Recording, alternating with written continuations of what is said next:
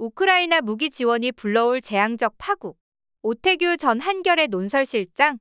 윤석열 대통령이 러시아와 전쟁을 벌이고 있는 우크라이나에 살상 무기를 지원할 수 있다는 뜻을 처음으로 밝혔습니다.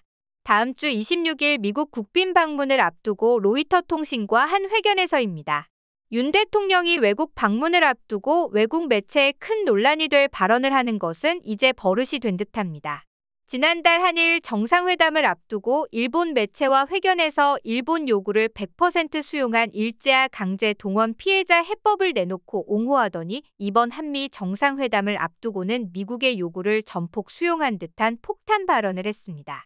먼저 국내에서 큰 논란을 불러일으킬 사안을 국내 매체가 아니라 외국 매체에 먼저 발표하는 의도가 무엇인지 궁금합니다.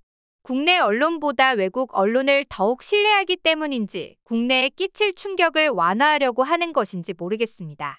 어쨌든 국내 언론에 대한 존중과 예의, 아니 국민에 대한 존중과 예의가 없는 태도인 것은 분명합니다.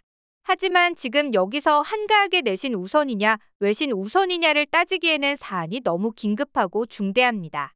윤 대통령은 16일 로이터 통신과 회견에서 민간인에 대한 대규모 공격이나 학살, 심각한 전쟁법 위반 등 국제사회가 용납할 수 없는 상황이 발생한다면 인도적 지원이나 재정적 지원만 주장하기는 어려울 수 있다 라고 밝혔습니다. 몇 가지 조건을 내세운 것 같지만 분쟁 지역에 살상 무기를 지원하지 않는 그간의 정부 방침의 변경을 강하게 내비친 중대 발언입니다. 우크라이나에 대한 살상 무기 지원을 둘러싼 그동안의 경위를 살펴볼 때 윤 대통령의 이날 발언은 사실상 우크라이나에 직접 155mm 포탄을 지원하라는 미국의 요청을 수용한 것으로 봐도 무방할 듯합니다. 대통령실이 가정 상황에 대한 발언이라고 한 발 뺐지만 외신은 한국 정부의 정책 변경이라고 해석해 보도하고 있습니다.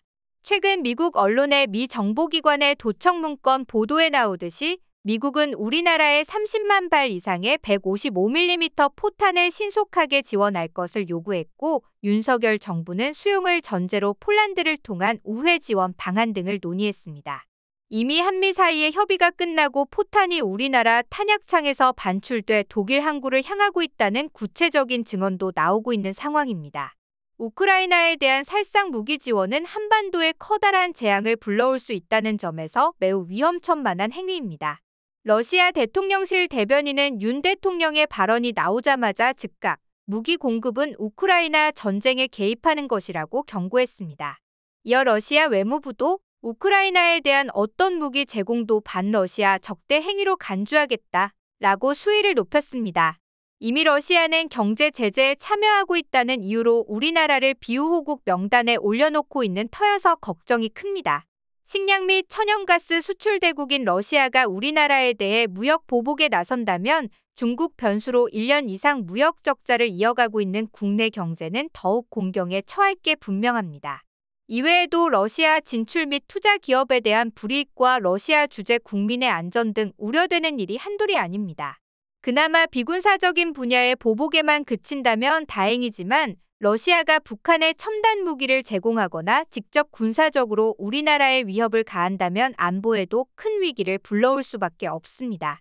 최근 러시아 군이 동해에서 함정과 전투기를 동원한 훈련을 몇 차례 했는데 우리나라의 무기 지원 정황을 파악한 대응 조치라는 해석이 나오는 것도 심상치 않습니다. 장기적으로 한반도 평화 구축 과정에서 러시아의 지원을 얻기도 힘들 것입니다.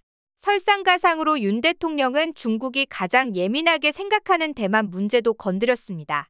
윤 대통령은 힘에 의한 현상 변경 때문에 일어난 일이고 우리는 국제사회와 함께 힘에 의한 현상 변경을 절대 반대한다는 입장이다. 대만 문제는 단순히 중국과 대만만의 문제는 아니고 남북한 간의 문제처럼 영내를 넘어서서 전 세계적인 문제로 볼 수밖에 없다. 고발했습니다.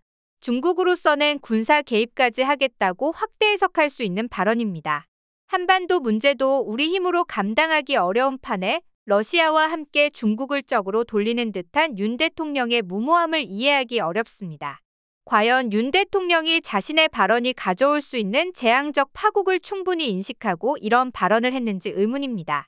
저는 윤 대통령의 이날 발언이 민생고로 심한 고통을 겪고 있는 국민의 삶을 더욱 어렵게 하고 남북 갈등과 미중 및 미러 갈등으로 불안해진 한반도 안보 상황을 더욱 위험하게 하는 요인으로 작용할 가능성이 매우 크다고 봅니다.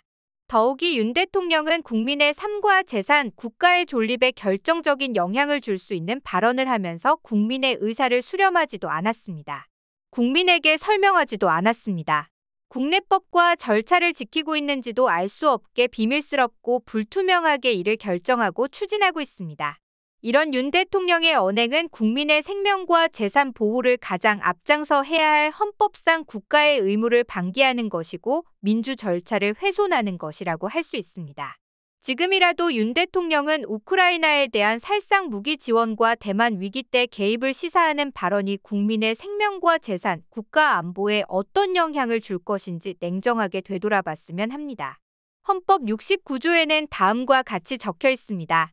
나는 헌법을 준수하고 국가를 보위하며 조국의 평화 통일과 국민의 복리 증진 및 민족 문화의 창달에 노력하여 대통령으로서의 직책을 성실히 수행할 것을 국민 앞에 엄숙히 선서합니다. 다시 한번 이 헌법 조항을 읽어보면서 마음을 가다듬었으면 합니다.